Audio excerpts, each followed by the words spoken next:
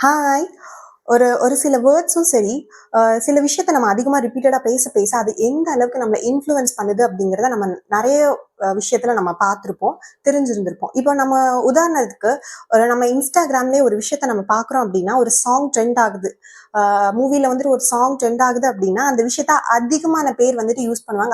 அதிகமான பேர் வந்து ரீல் ஷேர் பண்ணுவாங்க. அந்த சாங்கோட லிரிக்ஸ் வந்துட்டு நம்ம நோட் பண்ணுவோம்.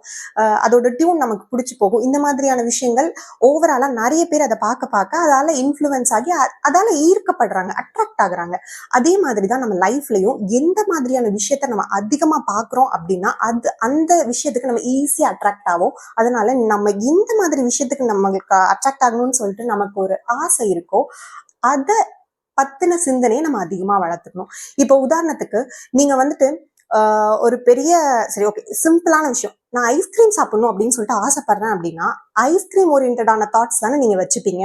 ஐஸ்கிரீம் சாப்பிடுறேன்னு தான் எனக்கு ஆழமான ஒரு ஒரு ஆசை இருக்கு. அது மேல ஒரு ஒரு கிரேவிங்ஸ் இருக்கு. அப்படின்னா, அத பத்தின இந்த ஐஸ் வாங்குனா இது எப்ப கிடைக்கும்? அப்படின்னு சொல்லி அத பத்தின ஃபோன்ல அத சர்ச் பண்றதா இருக்கட்டும். இந்த மாதிரி நம்ம பண்ண என்னைக்கோ ஒரு நாள் நம்ம எந்த ஃப்ளேவர்ல அத எதிர்பார்க்குறோமோ, அதுக்கேத்த மாதிரியான ஒரு கடைய பார்ப்போம். வாவ்! அப்படின்னு சொல்லிட்டு அங்க போய் வாங்கி சாப்பிட ஆரம்பிச்சுருவோம். அதே மாதிரி தான் நமக்கு என்ன தேவையோ, அதுல நம்ம ஃபோக்கஸ் நம்மளோட எண்ணங்கள குவிக்க, அது கண்டிப்பா ஒரு நாள் நம்மளோட லைஃப்ல நடக்கும். நடந்தே தீரும்.